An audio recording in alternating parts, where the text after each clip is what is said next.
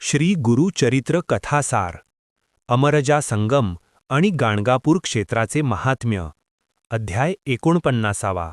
श्री गणेशाय नमः. नामधारकांनी सिद्धांना विचारले, मुने, गाणगापूर क्षेत्राचे काय महात्म्य आहे? ते म्हणाले, एकदा दीपावलीमध्ये अश्विन वद्य चतुर्दशीला श्रीगुरु आपल्या शिष्यांना घेऊन अमरजा संगमावर गेले. तिथे सर्वांनी स्नान केल्यावर श्रीगुरु म्हणाले, पूर्वी जालंधर दैत्याने देवांशी युद्ध करून इंद्राचे राज्य बळकावले. तेव्हा ते शिवजींना शरण गेले व म्हणाले, महादेवा, जालंधर व त्याच्या दैत्यसेनेने देवांची खूपच हानी केली आहे. आम्ही त्यांना मारले तर त्यांच्या प्रत्येक रक्तबिंदूतून दैत्य उत्पन्न होतात. त्यामुळे त्यांचा समूळ नाश करणे आम्हाला शक्य होत नाही. ते ऐकून शिवजी रौद्र रूप धारण करून त्यांचा घात करण्यास उद्युक्त झाले. देवांचा वध झाल्यास त्यांना पुन्हा जिवंत करता यावे म्हणून शिवजींनी अमृत मंत्रांनी भरलेला एक जलकुंभ देवेंद्रांकडे दिला. मग सुरगणांसह स्वारी करून जालंधराला पराभूत केले. त्या युद्धप्रसंगी इंद्रांनी मंत्रोक्त जल शिंपडून देवांना जिवंत केले. त्यावेळी त्यांच्या हातून थोडेसे जल पृथ्वीवर पडले. ते प्रवाहित होऊन पृथ्वीवर नदी उत्पन्न झाली. तीच संजीवनी नदी पुढे अमरजा म्हणून प्रख्यात झाली. हा भीमा अमरजा संगम अत्यंत पवित्र आहे. इथे 8 तीर्थे आहेत. इथे स्नान केल्याने प्रयाग संगमात स्नान केल्याचे पुण्य लाभते. पर्वणी काळी स्नान केल्याने अनंतपट पुण्य लाभते. इथे नित्य स्नान केल्याने सर्व पीडा, व्याधी व दोषांचे निवारण होऊन आयु, आरोग्य आणि वैभव लाभते.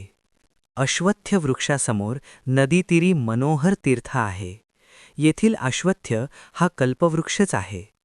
आम्ही इथे नित्य अनुष्ठान करतो. मनोहर तीर्थात स्नान करून अश्वत्थ्याला पाणी घालावे. त्याला वंदन करून प्रदक्षिणा घालावी.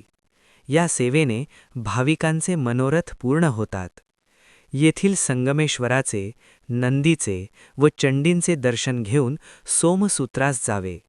तिथून परत येऊन संगमेश्वरांचे दर्शन घ्यावे. असे 3 वेळा केल्याने संतती व संपत्ती प्राप्त होते. संगमेश्वरांपुढे अर्ध्या कोसावर नागेशी गावी वाराणसी तीर्थ आहे. येथील एका भारद्वाज गोत्री ब्राह्मणांना शिवप्रभूंनी समीपता मुक्ती दिली होती. ते वेड्यासारखे भटकायचे. त्यांना ईश्वर आणि पांडुरंगेश्वर असे 2 बंधू होते. ते काशी यात्रेला निघाले तेव्हा त्या ब्राह्मणांना शिवजींना, देवा, आम्हाला काशी विश्वनाथांचे इथेच नित्य दर्शन होईल अशी व्यवस्था करा, अशी विनंती केली. ती मान्य करून शिवजींनी तिथेच मणिकर्णिका कुंड उत्पन्न केले. त्यातून विश्वेश्वर लिंग प्रकटले.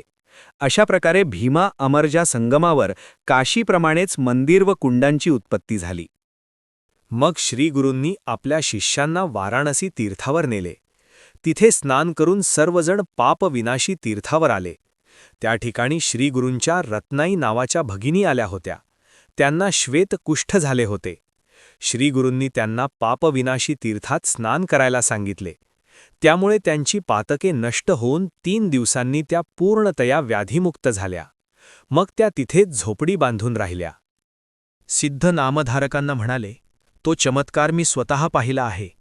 त्यानंतर श्रीगुरूंनी आपल्या शिष्यांना नदीतीरावरील कोटीतीर्थ, रुद्रपादतीर्थ, चक्रतीर्थ, मन्मथदहन तीर्थ यांचे दर्शन घडवून त्यांचे महात्म्य सांगितले.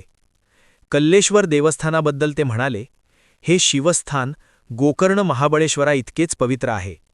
मन्मथदहन तीर्थात स्नान करून कल्लेश्वरांचे पूजन केल्याने संतती व संपत्ती लाभते. आषाढ व श्रावणात कल्लेश्वरांना अभिषेक केल्याने व कार्तिकात दीप लावल्याने अनंतपट पुण्य मिळते.